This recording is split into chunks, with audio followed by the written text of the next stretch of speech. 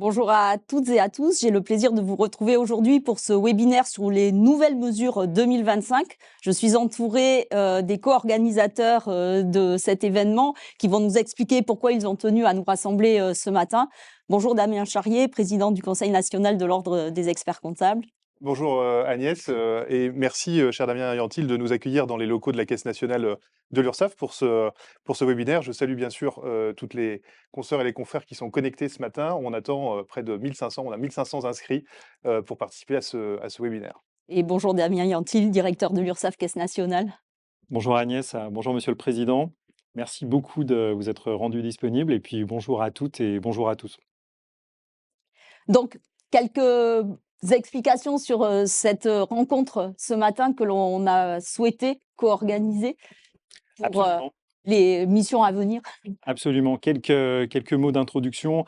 Euh, moi je suis vraiment ravi qu'on ait pu organiser ce webinaire ce matin. C'est une très bonne chose. Pourquoi? Parce que très clairement, et moi je vous le dis, l'URSSAF considère les experts comptables comme des partenaires essentiels dans l'exercice de nos missions. Et la raison, elle est simple, c'est que vos clients sont nos usagers. On parle quand même de 12 millions d'usagers côté URSSAF qui vont de la TPE, de l'auto-entrepreneur jusqu'à l'entreprise du CAC 40. Donc voilà, on a tout le spectre du dynamisme économique, de la création de valeur dans ce pays. Et quand on sait que 60% des déclarations sociales nominatives sont effectuées par des experts comptables, que beaucoup d'indépendants s'appuient sur leurs experts comptables pour gérer toutes leurs cotisations sociales, leurs obligations sociales, eh bien on comprend l'importance de ce webinaire, l'importance de ces échanges. Et je pense qu'on partage les mêmes valeurs, c'est-à-dire le sens du service pour nos clients, pour nos usagers.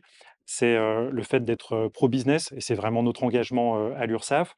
L'expertise aussi, je crois, la connaissance métier et l'expertise qui nous caractérise, et puis la confiance que nous savons créer avec nos clients pour les uns, nos usagers pour les autres. Donc moi, ce que j'aimerais, c'est que l'URSSAF puisse vraiment apporter les informations, toutes les choses utiles à la profession des experts comptables pour vous faire, voilà, pour vous faire gagner du temps et de l'efficacité dans vos relations avec vos clients. Et nous investissons pour cela. Nous avons lancé une mission interne au sein de l'URSSAF qui vise justement à savoir comment mieux travailler ensemble entre URSSAF et experts comptables. Donc aujourd'hui, ce n'est pas un aboutissement, c'est vraiment un début. Oui, je crois que c'est vraiment un début et c'était une volonté commune, n'est-ce pas, Damien Charrier, Oui, d'être alors là? écoutez, effectivement, moi je suis ravi d'être là et ravi de ce webinaire hein, qui traduit effectivement des échanges permanents qu'on a entre l'URSSAF, je dirais les URSSAF, et le Conseil national d'une part et les conseils régionaux d'autre part. C'est vraiment important d'intégrer en fait, cette dimension régionale. Ça traduit également le rôle de tiers de confiance hein, qui est dévolu aux experts comptables, notamment sur la sphère sociale. Et puis je crois que ça s'inscrit aussi dans le cadre d'une future convention, qu'on sera amené effectivement à renouveler, entre le Conseil national, et l'URSSAF, et qui traduit en fait une volonté permanente d'approfondir les échanges, d'améliorer les services, et le conseil, auprès à la fois des cabinets d'expertise comptable, mais surtout, auprès en fait de nos clients, hein, les entreprises pour lesquelles en fait on est collectivement, engagés et puis, je pense que cette convention, ce sera aussi l'occasion de renouveler des engagements réciproques qu'on a, autour de sujets de fiabilisation, de la donnée, de sécurisation de la donnée et puis de simplification, quand c'est possible, de simplifier les parcours déclaratifs. Voilà et tout ça, effectivement, ce lien, il existe au niveau national, entre le Conseil national, et l'URSSAF, mais il se décline également, en région, donc ça ne viendra pas remplacer, je dirais, des partenariats qui sont déjà forts et bien installés, entre les URSSAF régionaux et les CGSS puisque évidemment, on n'oublie pas, les outre-mer. Oui, bien sûr. Et justement, la simplification, c'est vraiment au cœur aussi de nos objectifs. Ah, absolument, je partage à 100% vos mots, Monsieur le Président. La simplification, je pense que ça fait partie de nos objectifs communs. On a un droit qui est relativement complexe. À nous de le simplifier, à nous de faire la pédagogie pour nos clients, pour nos usagers, d'expliquer les choses. Je pense que c'est vraiment ce qui est attendu de nous. Et je pense notamment aux déclaratifs, aux déclarations en DSN. On a quand même une certaine complexité. Euh, et pour autant, on a, je crois, un rôle conjoint à jouer très fort pour améliorer la qualité déclarative parce que, bien sûr, c'est de la sécurisation pour nos clients, pour nos usagers, et puis aussi de la sécurisation pour tous les salariés, parce que ça permet d'enregistrer leurs droits. Donc voilà, je pense qu'on est au cœur d'une mission très fondamentale et qu'on a tout à gagner à travailler ensemble, main dans la main. Donc merci encore J'en suis convaincu. d'être venu et puis, je vous souhaite un très bon séminaire à toutes et tous. Bah, merci beaucoup. Avant de rentrer dans le webinaire réellement, je vais vous laisser repartir vers vos emplois du temps qui sont très chargés. Ça va permettre à l'ensemble de nos experts de venir nous rejoindre sur le plateau. Merci beaucoup à tous les deux et très bonne fin de journée. Merci. Merci. Donc, nous allons, avant de rentrer dans le vif du sujet avec le webinaire, simplement pour vous dire que nous allons avoir deux grands thèmes aujourd'hui. Donc, les actualités pour les employeurs et puis les actualités pour les travailleurs indépendants. Et je serai accompagnée par des experts de l'URSSAF Caisse nationale pour vous expliquer toutes ces modalités, toutes ces nouveautés. Et d'ailleurs, on va commencer avec Nathalie Kadikalari. Bonjour Nathalie. Bonjour Agnès. Et avec Christine Cambus. Bonjour Christine. Bonjour. Et nous allons entamer directement avec donc la partie de l'actualité pour les employeurs et notamment Nathalie avec la réduction générale dégressive. Est-ce que vous pouvez nous en dire un petit peu plus là-dessus? Tout à fait Agnès. Effectivement, je vais commencer par la réduction générale dégressive où certaines mesures effectivement viennent l'impacter au titre de l'année de 2025. Je vais juste revenir un petit peu en arrière sur les primes de partage de la valeur qui ont été introduites par une loi en 2022, qui bénéficient d'un régime social de faveur. Et le BOSS, le bulletin officiel de la sécurité sociale, avait prévu effectivement que les primes de partage de la valeur versées aux salariés ne soient pas intégrées dans les différentes mesures d'exonération.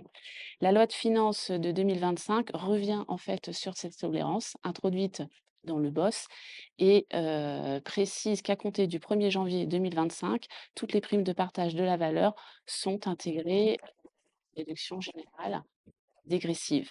Alors, une exception néanmoins pour les salariés qui seraient sortis de l'entreprise au 1er mars 2025. Pour eux, effectivement, la PPV ne sera pas intégrée dans la réduction générale. Une précision importante également, quand on parle de prime de partage de la valeur, il faut entendre la prime de partage, qu'elle soit versée ou placée. Dans les deux situations, elle est intégrée effectivement au calcul de la réduction générale. Donc cette mesure ne vise que la réduction générale, l'intégration de la prime de la valeur, et ne vise pas les autres mesures d'exonération type Léodéum, ZRR, ZFRR. Voilà. Et enfin, autre mesure importante, on va prendre en compte le SMIC au 1er janvier 2025. Donc là, nous sommes au mois d'avril, ce qui signifie que, bon, on ne sait pas ce qui va se passer durant l'année, mais si le SMIC effectivement augmente au courant de l'année, on restera sur un SMIC figé le 1er janvier 2025. Voilà. Très bien. Merci beaucoup. Et du coup, là, on va passer à un autre sujet, donc avec les taux réduits des allocations familiales et puis de l'assurance maladie. Tout à fait. Alors, les taux réduits, appelés aussi par certains bandeaux famille, bandeaux maladie, dans le langage un petit peu courant. Donc, antérieurement, en fait, pour ces taux réduits, on avait un point de sortie à 2,50 SMIC pour la maladie et 3,5 SMIC pour les allocations familiales. La loi de finances réduit ce point de sortie à 2,25 pour la cotisation maladie et à 3,3 SMIC pour la cotisation allocation familiale.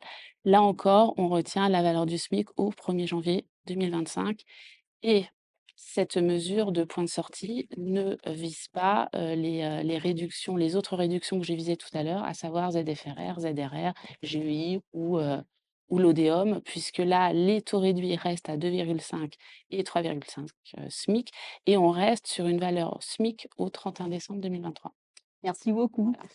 Donc, on va passer avec Christine, un petit souci de passage, avec justement l'avantage en nature véhicule, qui est un grand sujet actuellement, que ce soit pour le véhicule thermique ou le véhicule électrique et le fameux EcoScore. Donc, Christine, est-ce que vous pouvez nous en dire un peu plus sur cet avantage en nature? Tout à fait, merci Agnès. Donc, on va revenir sur l'actualité de début d'année. Donc, comme on vous l'a indiqué, déjà, ce qu'il faut retenir, c'est qu'on a désormais un arrêté unique qui est un arrêté du 25 février 2025, donc qui est à la fois applicable au régime général et au régime agricole. Antérieurement, on avait 2 arrêtés qui étaient analogues, mais en tout cas, c'est une simplification. On a un texte unique de référence. Ce qu'il faut retenir, c'est que la réglementation sur les avantages en nature, elle est essentiellement à réglementation constante. Ce qui change, c'est le point d'actualité d'aujourd'hui, ce sont les règles de valorisation des avantages en nature véhicules.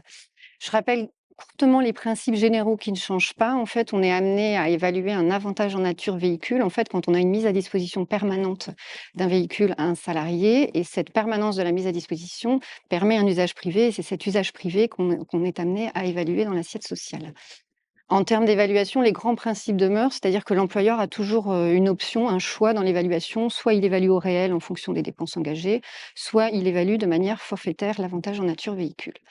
Ce qu'il faut retenir dans la réforme, c'est qu'on a une nouvelle modalité d'évaluation à compter, qui vise les mises à disposition de véhicules à compter du 1er février 2025.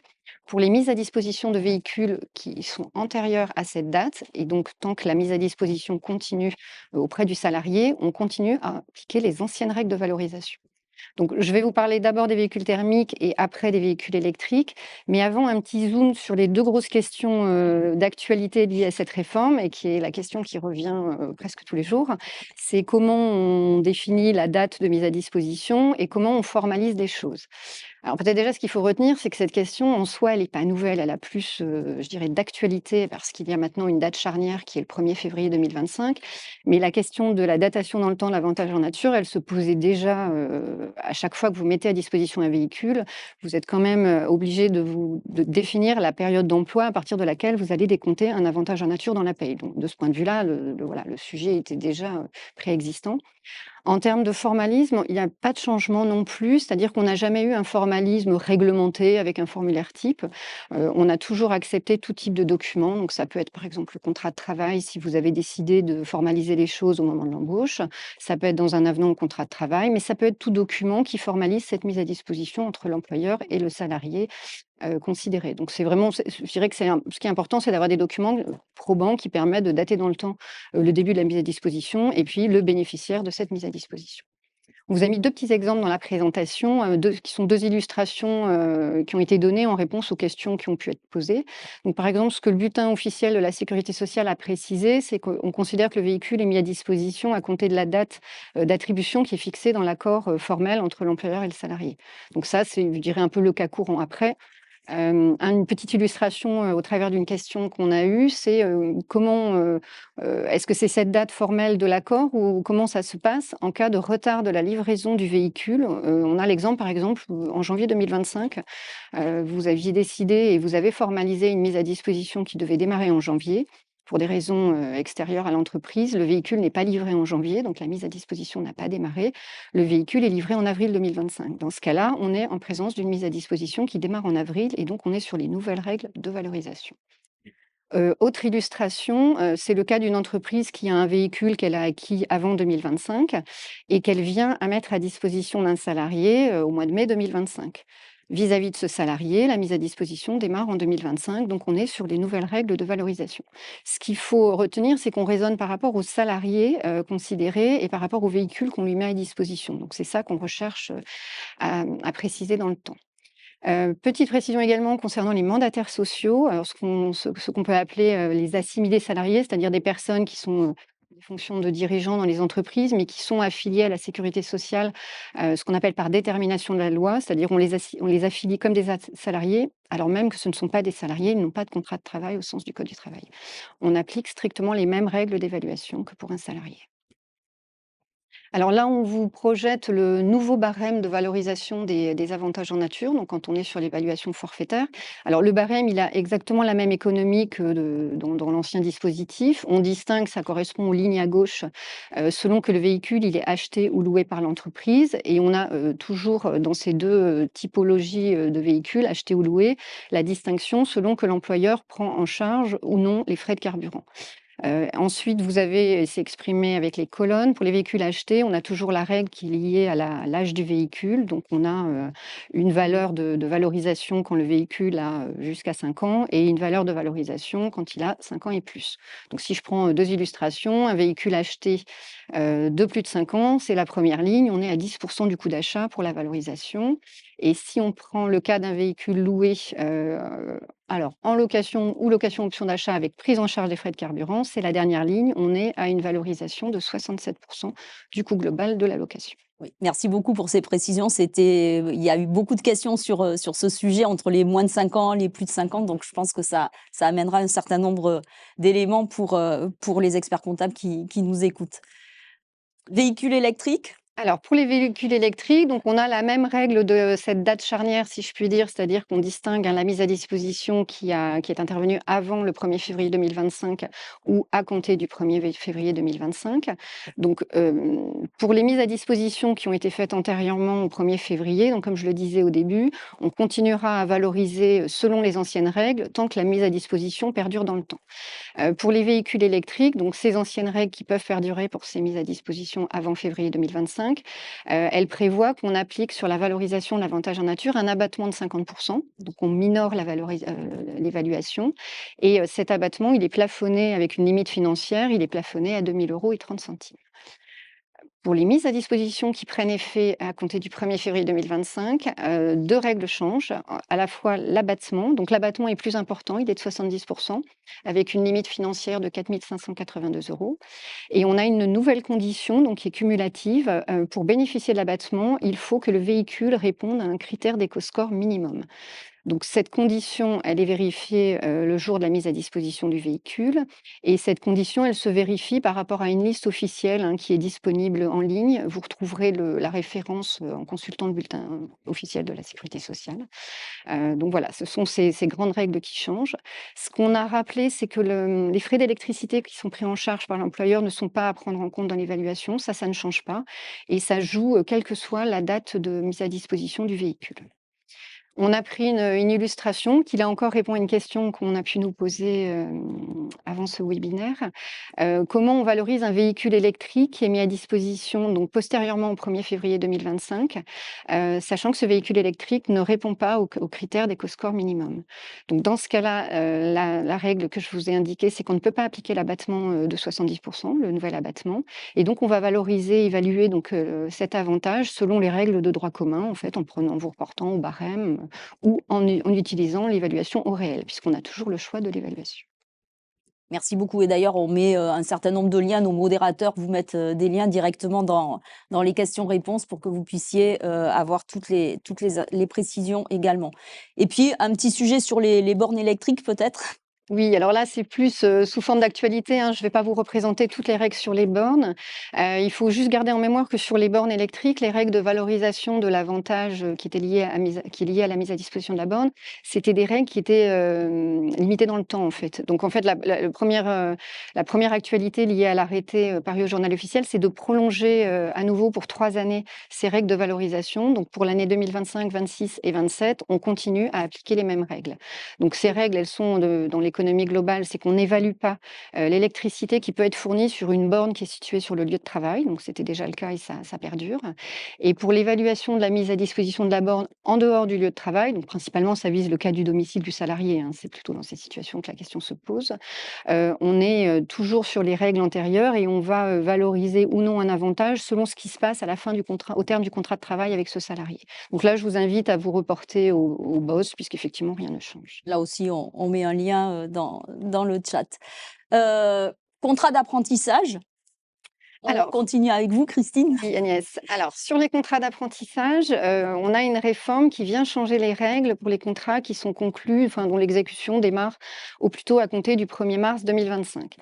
Avant de parler de l'actualité, on vous fait un zoom pour bien reposer le décor des règles antérieures, à la fois pour bien comprendre l'économie de la réforme et aussi parce que ces règles antérieures, elles continuent à s'appliquer pour les contrats qui sont en cours. En fait, les contrats d'apprentissage qui ont démarré avant la date d'effet de la réforme, pour toute leur durée d'application, vont continuer à être régis par ces règles.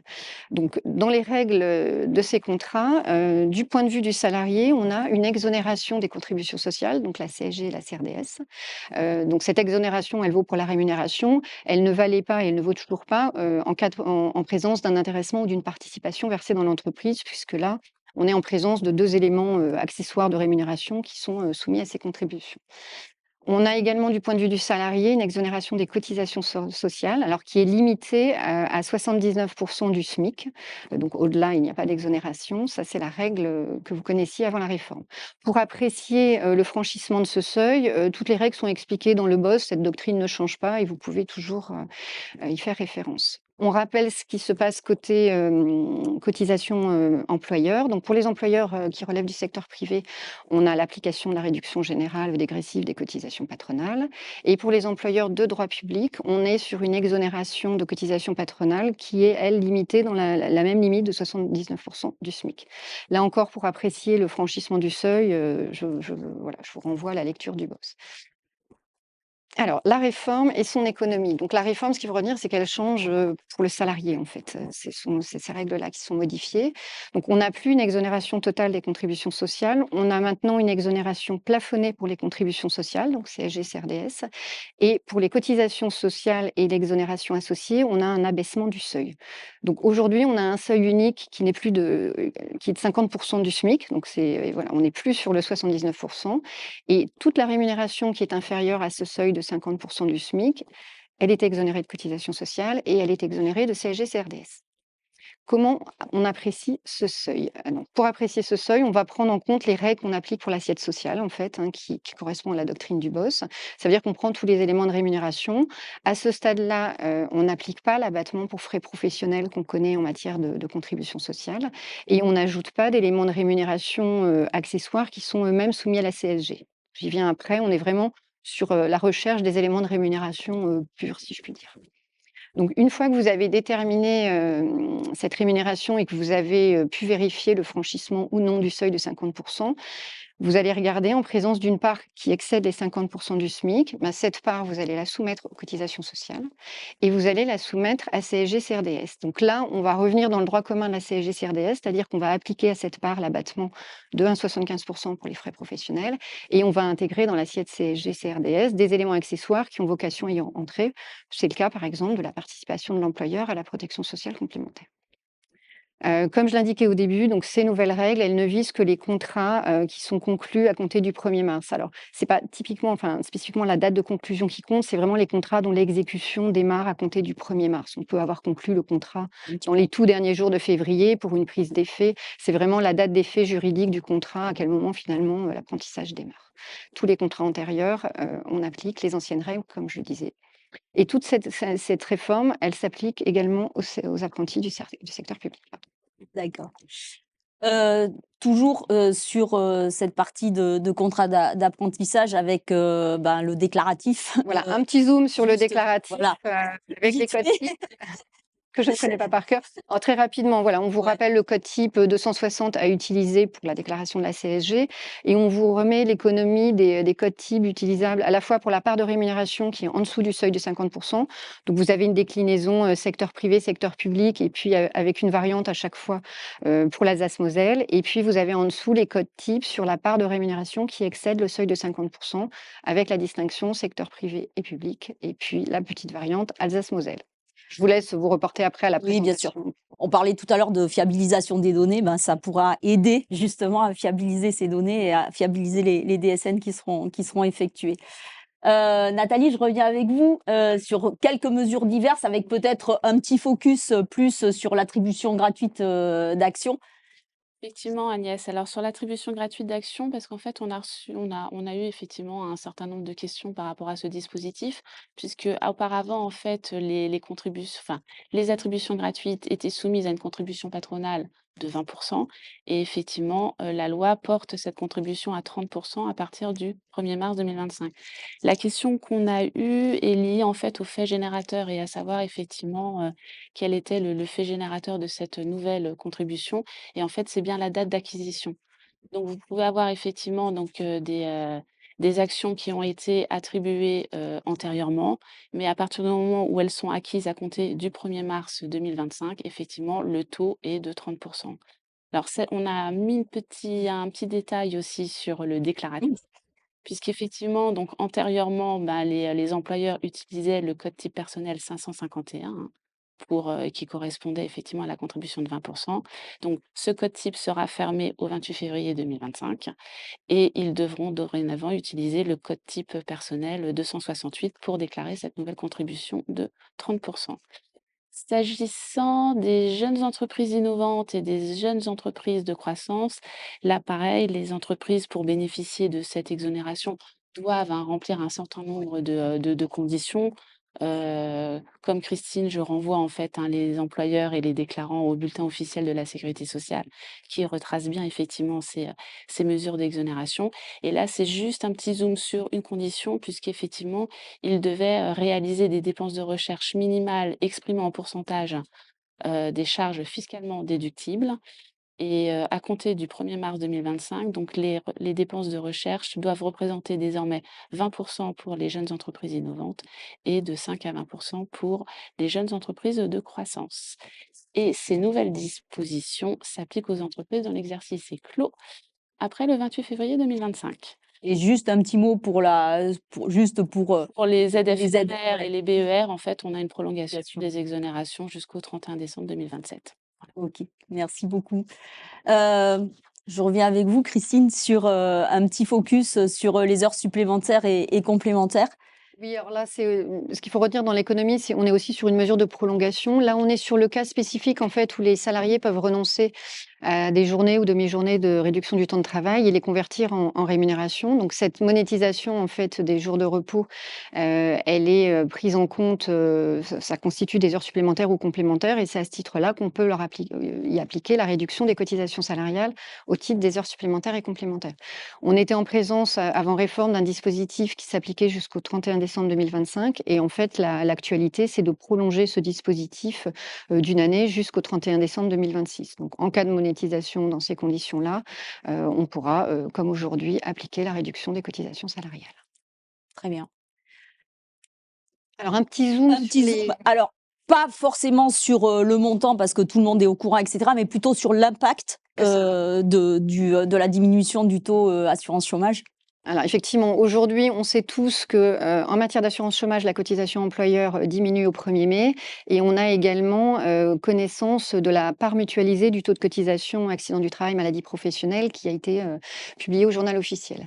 Alors, le premier effet de la baisse de la cotisation d'assurance assurance chômage, elle est sur le dispositif du bonus-malus. Un dispositif, donc en quelques mots, un dispositif qui s'applique à certains secteurs d'activité et qui vise à jouer, à porter une incitation sur le comportement des employeurs et plutôt d'un moindre recours au contrat court.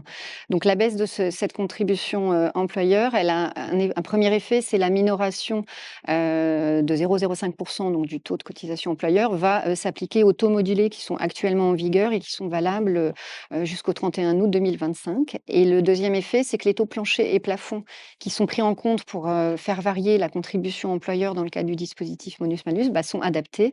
Le plancher est à 2,95% et le plafond à 5%. Deuxième effet donc de ces deux changements sur accident du travail, maladie professionnelle et chômage, c'est dans le calcul de la réduction générale, Oui. puisque on va prendre en compte donc la nouvelle part mutualisée du taux de cotisation accident du travail, maladie professionnelle qui est de 0,5%. De mémoire, c'était 0,46, je crois, avant l'actualité. Et puis, on va aussi prendre en compte le taux de 4% assurance chômage. Et puis, on vous a pu indiquer en bas les deux nouvelles valeurs maximales des coefficients pris en compte pour la réduction générale, donc à compter des périodes d'emploi de mai, toujours avec la distinction qu'on connaît selon l'effectif de l'entreprise, qu'elle a plus ou moins de 50 salariés. Vous avez les deux coefficients. Je rappelle juste, c'est au milieu de la présentation qu'on attend, je crois que c'est demain, la parution au journal officiel de l'arrêté qui d'habitude paraît en toute fin d'année, au mois de décembre, et qui fixe tous les taux de cotisation accident du travail, maladie professionnelle.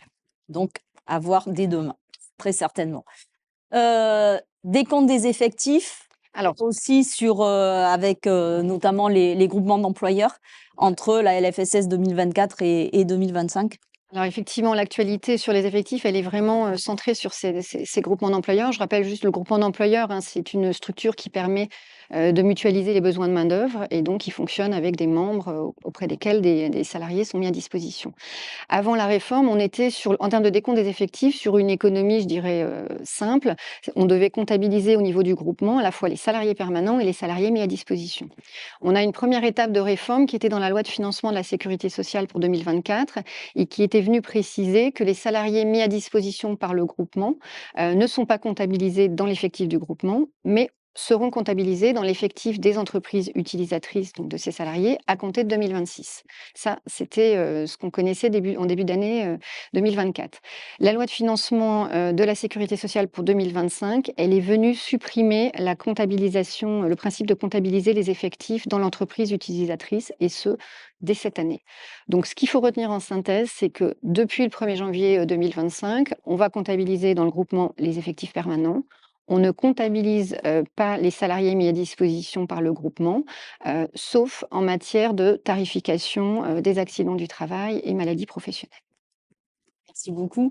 Et enfin, pour cette première partie, une partie de cette première partie en tout cas, le versement mobilité, Nathalie, je reviens vers vous. Oui, une dernière mesure effectivement concernant le versement mobilité régional, parce que ce qu'il faut savoir, c'est qu'actuellement, le versement mobilité existe déjà, en fait, hein. Ça permet effectivement de financer les transports en commun en Île-de-France et dans les autres régions de France. Et généralement, ce versement mobilité est décidé et institué par une autorité organisatrice de la mobilité. Ils sont assujettis, en fait, les employeurs qui ont un effectif, supérieur à 11 salariés et qui effectivement, dont les salariés travaillent, dans une région où il y a un versement mobilité. Ce que prévoit la loi, là, et qui vient en plus de ce versement mobilité qui existe déjà, c'est la possibilité, en fait, de mettre en place un versement mobilité régional au profit de certaines régions de métropole et de la Corse. L'Île-de-France est exclue de ce dispositif. Alors, ce qu'il faut retenir, c'est que donc du coup, ce sera un versement mobilité sur un territoire régional. Le taux, il est fixé ou modifié par une décision du conseil régional.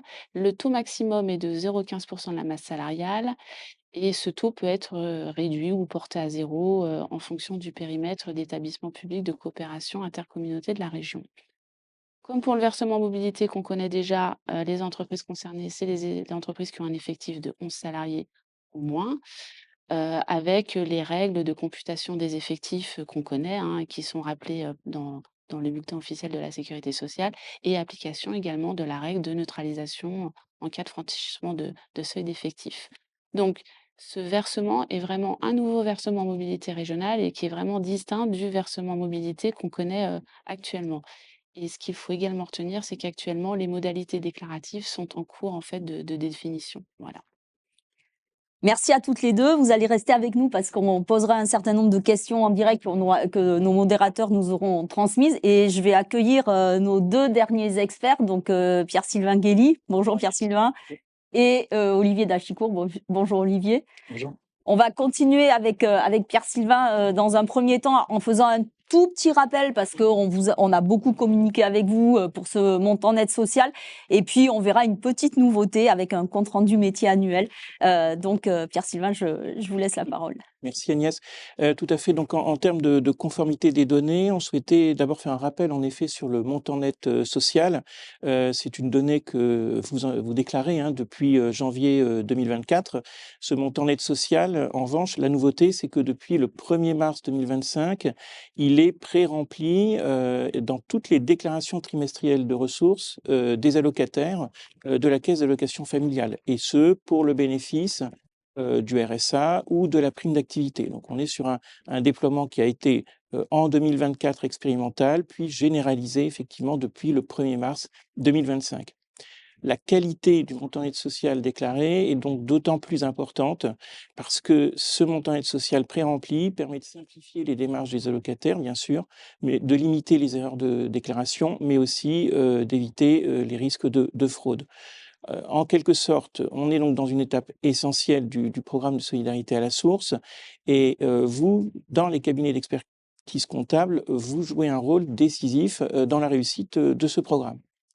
Donc, Comme toutes les autres données effectivement transmises en DSN, nous avons mis en place des vérifications de cohérence sur le montant aide sociale au travers de 5 contrôles déclaratifs qui sont directement réalisés dès le dépôt de la DSN et qui sont restitués à 4 heures maximum du dépôt proprement dit de cette déclaration.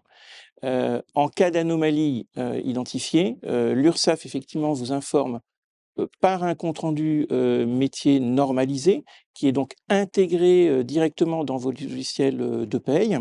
Mais vous pouvez également, évidemment, consulter cette anomalie au travers de l'application Suivi DSN. Donc, ce qui est très important, c'est effectivement de prendre connaissance, bien sûr, des anomalies qui vous sont restituées. Il est vraiment indispensable qu'elles soient corrigées, et ce, pour sécuriser les droits des salariés bénéficiaires du RSA ou de la prime d'activité. Et ce qu'il est très important de bien comprendre, c'est que l'URSSAF a désormais également une mission d'exploitation des signalements des allocataires qui sont amenés à modifier en ligne leurs ressources sur le site caf.fr, donc les données en fait pré-remplies du montant net social. Et dans ces circonstances-là, l'URSSAF donc est destinataire de ces signalements et peut être amené à contacter l'employeur ou là en l'occurrence le tiers déclarant pour voilà, vérifier la situation bien sûr et éventuellement inviter l'employeur ou le tiers déclarant à corriger la donnée. Voilà. Et donc ce qu'il faut évidemment avoir bien en tête, c'est que l'URSSAF est vraiment à disposition en cas de besoin pour vous accompagner effectivement dans le calcul exact et dans la déclaration conforme de ce montant net social. Et ça a été généralisé depuis mars Voilà. 2025, après une période Voilà, d'expérimentation qui avait démarré en octobre 2024. C'est la preuve voilà, de la réussite effectivement de ce programme. Et maintenant, il nous revient surtout de nous assurer de la conformité la plus exacte possible en fait, de ce montant aide sociale déclaré par les employeurs. Et alors, un accompagnement complémentaire avec ce compte-rendu métier annuel? Alors tout à fait Agnès, et ça c'est effectivement un point tout à fait nouveau. Jusqu'à présent, vous le savez, l'URSSAF met à votre disposition des comptes rendus métiers à chaque dépôt de DSN, donc au mois le mois. Et bien entendu, ces informations, elles sont encore une fois essentielles pour vous assurer de la qualité de la donnée et donc pour la correction notamment, bien entendu, des anomalies déclaratives.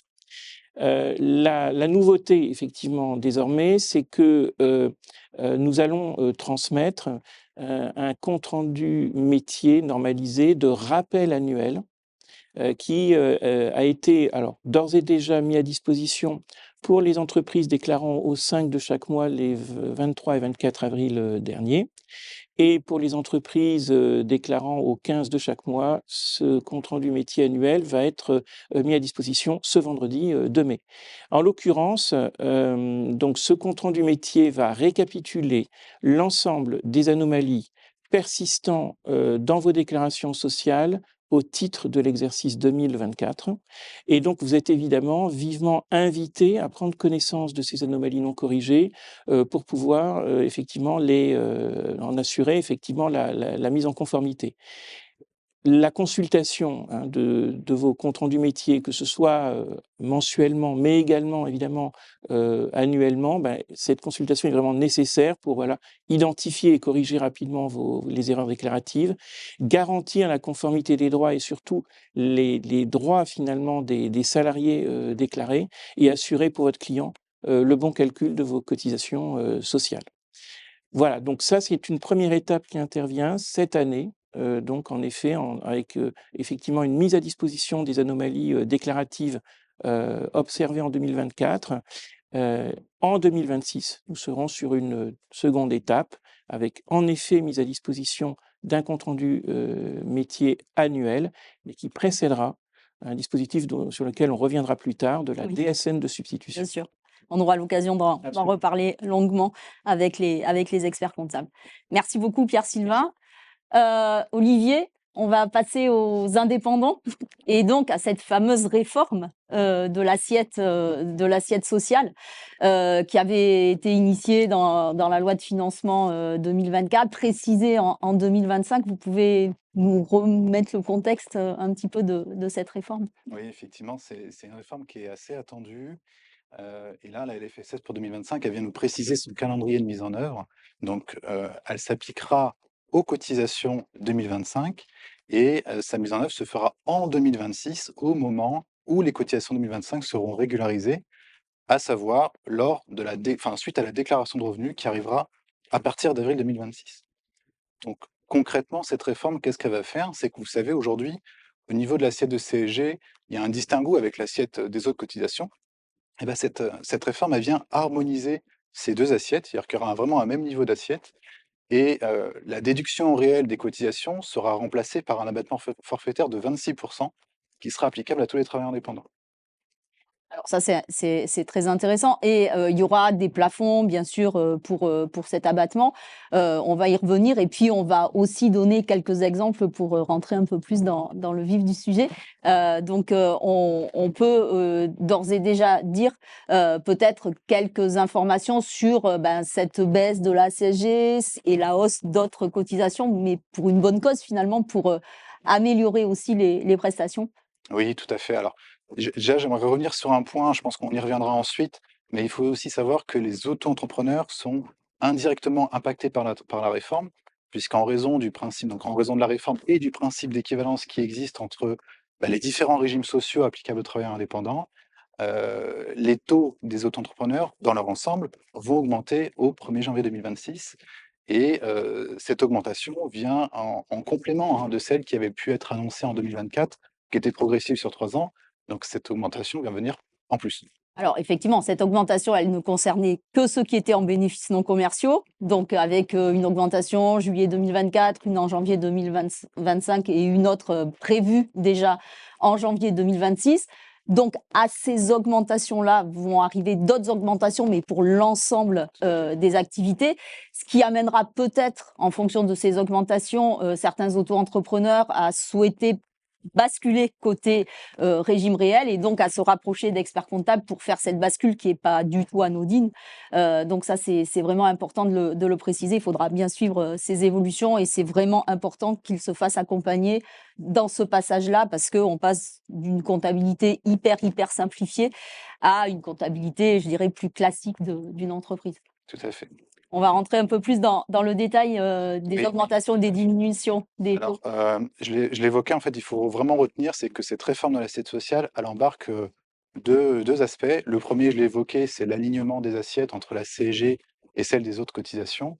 Mais il faut aussi donc en disant ça, vous comprenez que, il y aura une nette diminution de, la part de la CSG parmi l'ensemble des cotisations et contributions, appelées aux usagers.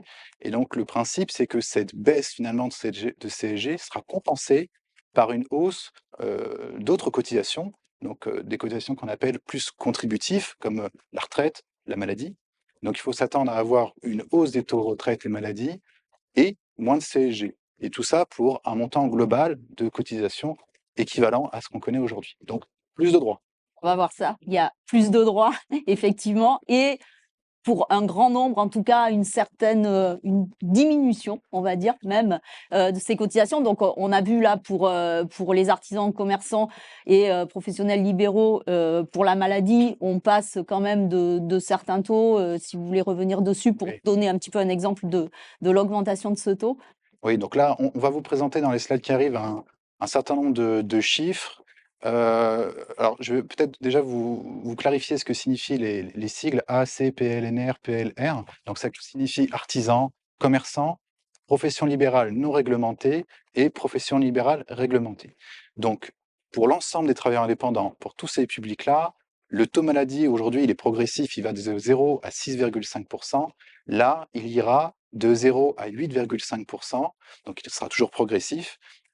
Et en raison des seuils que vous évoquiez tout à l'heure, il y aura après, pour les très hauts revenus, une diminution de ce taux qui repassera à 6,5%.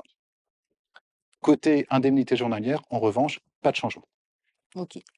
Ça, c'était pour les artisans commerçants, professions libérales. Voilà. Pour les praticiens auxiliaires médicaux qui sont aussi des indépendants, ils sont également éligibles et soumis au même taux. Donc côté maladie, pareil, les taux iront de 0 à 8,5, alors qu'ils étaient de 0 à 6,5. Et ce qu'il faut aussi retenir, ce qui est vraiment très important pour ce public-là, c'est qu'ils bénéficient de prise en charge de cotisations pour la part de leur revenu qui est conventionnée. Et donc ça ne bouge pas, ça ne change pas, c'est-à-dire qu'il restera toujours à charge au moins 0,10%, ce qui est quand même significatif parce que pour revenir à ce que je disais tout à l'heure, c'est-à-dire que certes, la CSG va baisser, mais pour ce public, finalement, la maladie ne va pas tant sensiblement augmenter que ça. Côté Pareil pour indemnité des journalières, journalière, ça ne change pas, c'est ça ne pareil. change pas non plus. Donc Alors, là, on arrive sur la partie retraite. oui, alors côté retraite, donc là, on vous présente donc la population des artisans, commerçants, professions libérales non réglementées et professions libérales réglementées qui relèvent de la CIPAV. Pour ces publics, il faut s'attendre à une augmentation des taux retraite de base et retraite complémentaire. Donc tout ça, ça va permettre d'ouvrir plus de droits. En revanche, pour les publics professions libérales réglementées qui relèvent des autres sections en dehors de ceux de la CIPAV, à ce stade, on reste encore dans l'attente des décisions des conseils d'administration de ces sections. Donc on n'a pas encore les taux définitifs, donc on ne peut pas encore vous les communiquer, mais ça devrait être quelque chose de similaire à aujourd'hui. En général, c'est en fin d'année plutôt qu'on a Tout à fait. ces montants-là. Alors, entrons un petit peu plus peut-être dans les chiffres et dans les exemples. Je ne peux pas faire de zoom, mais vous voyez une petite ligne bleue, la première bleue qui s'appelle total des cotisations et contributions sociales. C'est un peu là-dessus qu'on va revenir en fonction des revenus, bien sûr, des indépendants. Donc, je vous laisse les commenter. Oui, alors c'est vrai que la lecture du tableau n'est pas forcément très aisée. Donc là, ce qu'on a essayé de faire, en tout cas sur cette slide et celle qui arrive après, c'est un simulateur finalement avant-après réforme du total des charges. Bien sûr, vous avez le distinguo par risque. Là, ce qu'on observe concrètement, c'est que en dessous de 500 000 € d'assiette de cotisation, on a même une diminution du total des charges. Donc finalement, qu'est-ce qui se passe? C'est que certes, la CSG va baisser, certes, la maladie et la retraite va augmenter, mais cette augmentation ne va pas forcément combler totalement cette baisse de CSG. Donc il y aura légèrement moins de cotisations et tout ça pour plus de droits. Tout ça, c'est bénéfique pour les travailleurs indépendants. Donc je crois qu'il y avait des bonnes nouvelles qui étaient attendues. Oui.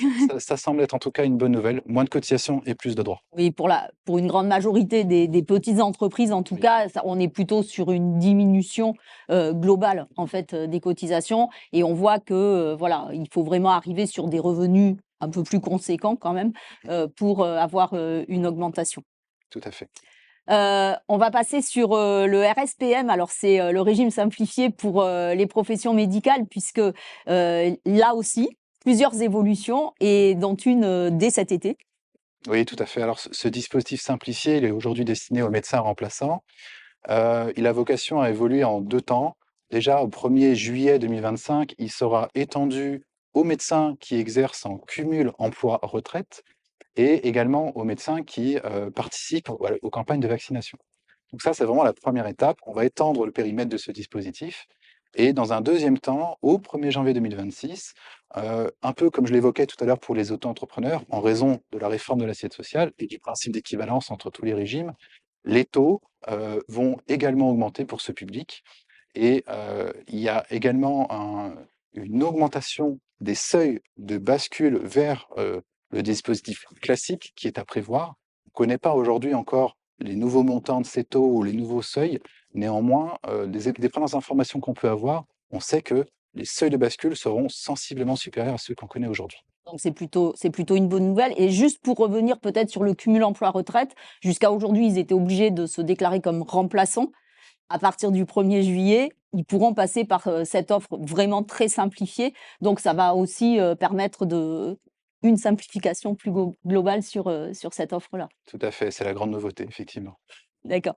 Bah, écoutez, je vais vous remercier tous les 4, et maintenant on va se tourner vers la régie qui va nous transmettre les questions qui ont été sélectionnées par nos modérateurs. pour pouvoir y répondre en direct.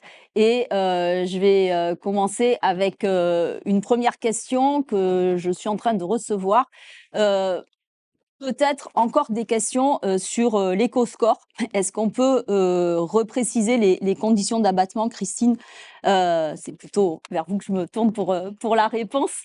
Voilà, l'éco-score, c'est vraiment un des sujets qui est d'actualité. Alors, l'éco-score, effectivement, il est lié donc à la nouvelle règle de valorisation des véhicules électriques, hein, pour les véhicules électriques mis à disposition à compter du 1er février 2025. Et donc, c'est une condition qui doit être remplie pour bénéficier de l'abattement de 70% dont je parlais tout à l'heure. Si ce critère d'éco-score, donc, il se vérifie au travers d'une liste officielle et au moment de la mise à disposition du véhicule, s'il n'est pas rempli, on ne peut pas appliquer l'abattement. Et dans ce cas-là, vous valorisez l'avantage en nature, mais selon les règles du droit commun, simplement, vous ne bénéficiez pas de l'abattement. Voilà, donc ça, je pense que c'est beaucoup plus clair maintenant. Olivier, peut-être une question pour vous. J'ai un client qui part à la retraite et un qui souhaite cesser son activité cet été. Oui, ça arrive souvent qu'il y ait des bilans qui soient faits juin. Comment calculer les cotisations définitives entre l'ancienne, la nouvelle réforme? Là, c'est vraiment tout ça, c'est vraiment lié au calendrier que j'évoquais tout à l'heure. Donc le texte, la loi nous dit que c'est applicable en 2026 à effet de 2025. Donc il y a vraiment ce vecteur déclaratif qui est essentiel et c'est ce cumul qu'il y a avec les taux. Donc on ne peut pas malheureusement scinder les deux, c'est-à-dire que s'il y a une cessation en 2025, on est censé appliquer les anciens taux avec les anciennes modalités déclaratives. Et c'est seulement à partir d'avril 2026 qu'on pourra appliquer les nouveaux taux avec les nouvelles assiettes. Donc jusqu'à cette date-là, jusqu'à avril 2026, ancienne modalité. D'accord, merci beaucoup pour cette précision. On y revient un petit peu parce que vous l'avez déjà un peu évoqué, Nathalie, mais c'est important vraiment de le préciser. La prime de partage de la valeur est intégrée pour le calcul de la réduction générale dégressive. Doit-on ajouter la PPV à d'autres exos comme l'ACRE ou la LODEOM ou les jeunes entreprises innovantes ou les jeunes entreprises universitaires ou l'aide à domicile ou les exozonés? Donc là, est-ce que cette PPV est aussi à prendre en compte? Non, Agnès, je l'ai précisé tout à l'heure, hein, c'est une des mesures effectivement importantes. La prise en compte de la PPV ne concerne que la réduction générale dégressive, effectivement. Les autres mesures d'exonération ne sont pas impactées par cette intégration. D'accord. Et peut-être dans la continuité de la question précédente, si on fractionne, alors vous l'avez dit très rapidement, mais peut-être c'est bien de vraiment le repréciser. Quand on fractionne la PPV, une partie en salaire et une partie sur un plan d'épargne, par exemple, qu'est-ce qu'on retient pour le calcul de la réduction générale dégressive? Je pense que la règle est claire. On retient tout, Et voilà. ce qui a été versé et ce qui a été placé. D'accord. Donc c'est la C'est la globalité, en globalité fait, qui de est cette. prise en compte effectivement pour la réduction générale dégressive. D'accord, merci beaucoup. C'est la période de déclaration pour les PAM. Olivier, je me tourne vers vous. Avez-vous mis en place des aides pour nous aider à compléter ces déclarations? Oui, oui, effectivement. C'est vrai que déjà, l'an passé, vous les avez peut-être vus, on avait établi des guides à la déclaration par profession, par régime fiscal. Donc cette année, on a mis encore à jour ces guides et on a voulu aller encore plus loin. On a fait un assistant à la déclaration. Donc c'est présent sur le site monentreprise.urssaf.fr, je pense que vous le connaissez. Donc il y a un assistant à la déclaration de revenus des PAMC où en fait on pose un certain nombre de questions sur les différents montants à déclarer et on vous indique directement quelles sont les rubriques fiscales à compléter et avec quel montant. Donc là, on est en train de mettre, on a peut-être déjà mis côté modérateur les liens justement sur cet assistant et sur ces guides, puisqu'il y a un guide, pas forcément par profession, parce qu'il y en a où c'est la même chose, mais on en a au moins un pour les chirurgiens dentistes, un pour les médecins, un pour les pédicures podologues et pour les autres auxiliaires, y compris les sages-femmes qui sont intégrées dans les autres auxiliaires. Tout à fait. Ok, merci beaucoup. J'ai une nouvelle question qui arrive. Que doit-on faire pour le président de SAS disposant d'un véhicule et n'étant pas rémunéré? Christine? Alors, oui, oui, pardon. Comme toi, Agnès, je prends connaissance de la question. Alors, l'usage privé d'un véhicule, hein, comme on a pu le voir, qui est mis à disposition d'un dirigeant, c'est constitutif d'un avantage en nature et donc c'est considéré comme un élément de rémunération. Même si avant cet avantage, il n'y a pas de rémunération monétaire, c'est ça, je comprends la question. Et donc cet avantage en nature qui constitue un élément de rémunération doit être déclaré selon les modalités de droit commun. D'accord, donc on fait une DSN pour ça. On valorise cet avantage et c'est l'élément de rémunération qui doit être déclaré et puis on le valorise selon les règles qu'on vous a présentées. D'accord. Alors, j'ai encore une question. Est-ce que nous pouvons utiliser les formules de calcul des avantages en nature véhicules salariés pour les travailleurs non salariés, gérants majoritaires notamment? Qui veut répondre? Au choix. Je veux Allez-y. bien me lancer. Allez, allez-y, Christine. En fait, les règles que je vous ai présentées, comme je le disais tout à l'heure, elles visent les salariés et les assimilés salariés, c'est-à-dire les personnes qui ont des fonctions dirigeantes, mais pas les dirigeants majoritaires. Quand on est sur des personnes qui dirigent de manière majoritaire, on est sur des travailleurs non salariés et plutôt complètement le public présenté par Olivier. Donc, les formules que j'ai présentées de valorisation ne s'appliquent pas aux travailleurs indépendants. On est dans l'environnement des règles fiscales qui s'appliquent, sur lesquelles, si Olivier veut compléter. Pour moi, c'est très complet. Et je vois qu'on a une dernière question pour les AGA, donc les associations de gestion agréées. La double déclaration, la première au moment de l'attribution et C'est des non, actions c'est gratuites. les actions gratuites. Actions là. gratuites. Oui, pardon, j'avais pas lu la fin de la question. Donc pour ces actions, la double déclaration, la première au moment de l'attribution, la deuxième au moment de l'acquisition, est-elle toujours obligatoire? Et la réponse est oui, effectivement, ces déclarations sont toujours obligatoires. Donc c'est pour ces attributions de Oui, c'est seulement en fait la gratuites. contribution qui est élevée, mais le dispositif tel qu'il existe actuellement perdure en fait au niveau déclaratif. Très bien. Merci beaucoup. Bah, écoutez, je crois qu'on a réussi à garder le temps qui nous était imparti parce que je sais qu'en ce moment, tous les experts comptables ont une période difficile avec la période fiscale. Donc, vous avez effectivement beaucoup de travail également de votre côté. Je vais remercier déjà tous les intervenants. Je remercie une nouvelle fois, bien sûr, les co-organisateurs de ce webinaire, Damien Yantil et Damien Charrier. Nos experts, merci Christine, Pierre-Sylvain, Olivier, Nathalie. Je vais remercier aussi l'ensemble des modérateurs de l'URSSAF qui ont répondu à vos questions pendant cette partie-là, ainsi que la régie qui nous a permis techniquement de réaliser ce webinaire. Et puis, je vais remercier également Véronique Argentin, directrice des affaires sociales du CNOEC, pour l'aide à la co-organisation de ce webinaire. Et j'espère que nous aurons le plaisir de nous retrouver bientôt sur d'autres webinaires co-organisés entre nos deux organismes. Je vous souhaite une bonne fin de journée. Au revoir.